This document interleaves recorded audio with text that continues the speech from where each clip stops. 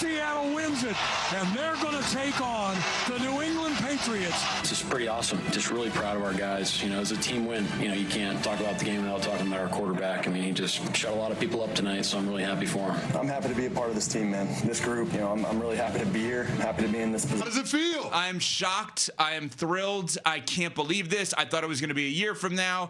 Everybody I talked to in and around the team as the season progressed did not expect this. Kraft alluded to that on the podium last night, that they didn't necessarily expect this. Yeah. And they did it, and I am stunned, and I couldn't be happier to be wrong because I didn't think this was going to happen. I'm just so thrilled for you. I know that this has been a long, tough road for you to finally get back to the Super Bowl as a New England Patriots fan. So really enjoy this today, Ev, because I know you've suffered. You and Boston fans have suffered for a long time. Isn't it embarrassing, in all honesty, for some of the teams around the league?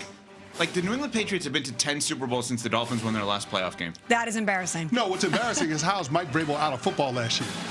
Another embarrassing. How was that even possible? He's so good. Embarrassing to Tennessee. It should be embarrassing to the rest of the league. Anybody that hired a head coach over the last 2 years, or if you fired your head coach over the last 2 years, the fact that you didn't call that guy, the fact that he didn't have an opportunity with your team to get your organization to this point, that is an embarrassment, Smalls. He's awesome. He's a really, really good coach. There was no world that existed where you could justify moving on from him at Tennessee, going to a conference championship game with Ryan Tannehill, and then all of a sudden he's out of a job. Nobody hires him all of last year, and then he gets a job back with the New England Patriots, who are in a sense his alma mater, and he takes them to the Super Bowl in year one with a second-year quarterback. First time that kind of combination has ever gone to a Super Bowl. You've never had a first-year coach with a team and a first- or second-year quarterback with that same team take them to the Super Bowl. And, yeah, how Mike Vrabel's available. And Atlanta Falcons, congratulations. You did get the hiring process right because you did interview both Vrabel and McDonald a couple of years ago. You just didn't hire any of them. I mean, it's unbelievable. Mike McDonald, the coach of the Seahawks. But yes, yesterday, to answer your question, it was awesome. There were moments I thought they were going to lose that game, obviously. And Christian Gonzalez getting beat early on, but he certainly made up for it late. The Patriots defense, and to your point about Vrabel, you know why he's a great coach? Because on a 3rd and 11, he has a design play, he and Josh McDaniels, to throw the ball out of bounds. That's why he's a great coach. Because he says, guys like Canty, go win the game. We always think about the offense winning the game. You can also rely on the defense to win the game, and that's what they did. They played into the defense's hands, which was brilliant yesterday. Or how about just don't lose the game? Because that's what happened with the Denver Broncos yesterday. Sean Payton, I love him. I understand how aggressive he was early in that second quarter going out for the knockout punch. But, man, you got to know the situation, and you got to know playing at home, inclement weather, likely in the second half, take the points, go up by double digits. In that type of game with those 100%. Types of defenses, it seems insurmountable if you've got a 10-0 lead. But what happens? You go for it, you get stopped, and then on the next possession, your quarterback has a gaffe or a screenplay on 3rd down, ends up resulting in the Patriots getting the ball in point-blank range, and it sets up a touchdown. Now it's a completely different ball game. The complexion of it changed on a dime, and it was because of mistakes you made. Mm-hmm. And that's the part that's so frustrating. When you got that big ball to Marvin Mims early on and one-on-one coverage to Christian Gonzalez, that was huge for you from a momentum standpoint. Then Stiddy has the touchdown pass to Cortland Sutton. All of a sudden now it's rolling. You got confidence. Your defense is playing with the league, and you had the better of the two defensive units. Why not be more conservative in that spot and make New England go get it, especially knowing that you got bad weather coming in the second half? That made no sense to me. Yesterday's game, credit to New England Patriots. Yeah. They got the dub, but it felt a lot like Sean Payton being overly aggressive cost the Denver Broncos an opportunity to the ship. Yeah, and I think a lot of people are factoring that in when they're doing the early look ahead to the Super Bowl. They're talking about the Patriots' easy regular season schedule. They're talking about the fact that they were a lot of people think that Sean Payton and the Broncos lost that game more than the Patriots won it, but I'm looking at them going on the road, being flawless on the road this season, going to Denver. Yes, Jared Stidham, they were dealing with a backup quarterback situation, but as you mentioned, they came out swinging early in that game. They defeated a road opponent at altitude in the elements. I am not counting out the New England Patriots. Yeah, I don't understand how this happened this year. Like, I'm still amazed at this. And yeah, Patriots Seahawks, just like we all thought at the beginning of the season. Well, stay tuned 3 hours and 45 minutes from now, because someone did think this. Just wait, Unsportsmanlike Moments. And you know what? I'll ruin it. The NFL. Just wait. This was stunning what I found on the internet. Okay, so just wait. Now, wow. Let's talk about some of these storylines around this game. So Drake Maye, we're going to get back to Seattle, obviously, because they're the other part of it. New England and Seattle in the Super Bowl again. Rematch Super Bowl 49, which was won by New England. The famous play on the Malcolm Butler interception, Pete Carroll, Marshawn Lynch, Russell Wilson, et cetera, et cetera, et cetera. Sure, his phone is going to be blowing up the next 2 weeks. Oh, yeah. All of them. All of those guys. Any and every interview. Drake Maye, 10 of 21, 86 yards, 10 carries, 65 yards, and a touchdown. And those 10 carries were 65 yards. Absolutely huge. New England relied on the defense in that weather. No turnovers on offense, right? It literally designed plays to throw the ball away. And I thought that was huge. And I also thought, guys, that the Drake Maye runs, as I mentioned, that his run, he had a 14-yard run to set up what became a missed field goal at the end of that first half, but that was important because they extended the drive. He had a third down run that ultimately go up 10-7. He just had run after run, and then obviously the closeout run on a naked boot, which was unbelievable. Drake Maye on the ground, he found ways to win that game, and I thought that was huge during the course of this game. But let's talk about that 4th and 1 you were going to, and 4th down, with Denver. Up 7-0, 9:28 to go in the second quarter, 4th and 1 at the New England 14-yard line. They passed on the field goal, a failed 4th down, and the game was won in that moment. And it probably, looking back on it, would have been won either way.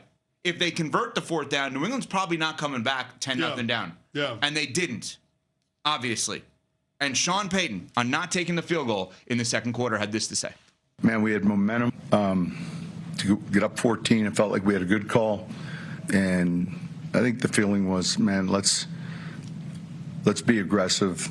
To get up 14, the turnover on our end resulting in a touchdown. Outside of that, man, I thought we did a good job in containing them. There'll be a number of things when we watch the tape I'll look at.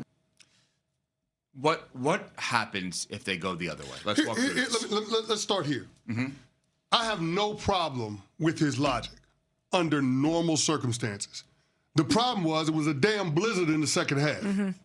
If I know that there's going to be bad weather rolling in, then I'm trying to take as many points as I can as quick as I can. Can I ask you a question? That's it. Like if the weather was going to be what it was in the first half, in the second half, I get it. Plenty of opportunities to get back in this game. But that wasn't going to be the case. You had a blizzard coming in that was going to affect how things went. Remember, the Denver Broncos were really conservative in the third quarter with their play calling because they had the headwind. Right. And conversely, Mike Vrabel and the New England Patriots were very aggressive in the third quarter because they had to win at their backs. So weather was a huge factor in the second half. If I know that's going to be the case, and Sean knows this, which is why it's so frustrating. If you know that's going to be the case, then take the damn field goal. Take the points. Mm-hmm. You got momentum, keep momentum. You got a backup quarterback. Play it a little more down the middle. The aggressive play that you needed to hit, you already got, which was the 50-yard completion with Marvin Mims in one-on-one coverage against Christian Gonzalez. It surprised everybody in the damn stadium, including Christian Gonzalez. I don't understand why Sean wasn't more conservative in kicking the field goal in that moment. It just didn't make any sense. Take us inside on this so we understand this. So you guys are prepping for a game. Weather's a factor.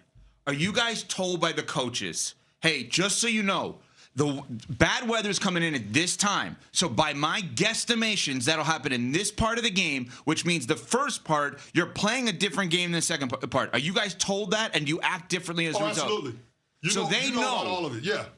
You know about all of the contingencies, all of the circumstances. Now, so these are not two halves. These are two games, you don't basically, allow it that to are get different. you out of character, but you also understand how the game has to be played in order to win it. Every coach at the beginning of the week tells the players, this is how we have to win this game, based on what we do well, based on our opponent's strengths and weaknesses, based on the field conditions, what we expect at game time. This is how we have to play that game. This is how we have to win that game. Everybody understands that. Mm-hmm. So I have no doubt that Sean had the conversation with his team and that they were prepared for it. I just don't understand why in real time Sean didn't account for what was going to happen weather-wise in the second half in the play call that he made at the beginning of the second quarter. Yeah, it's well said, and I totally agree with you. And I think about New England, and it's cliche, but all three phases, right? The offense held on to the football. I thought Ramondre Stevenson was great in not fumbling the ball, which was a big problem for him earlier in the season.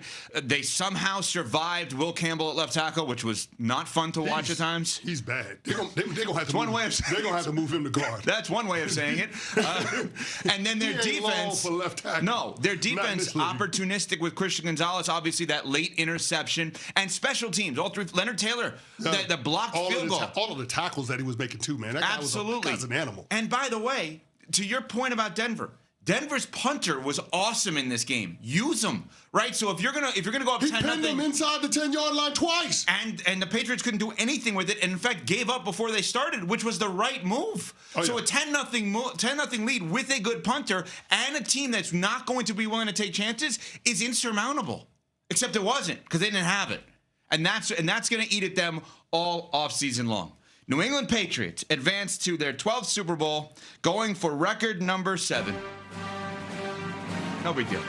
Coming up, the Seahawks advance out of the NFC with a quarterback that Smalls and I were telling you all year was going to be great, and CeCe never was hyping Sam Darnold at all. Not one time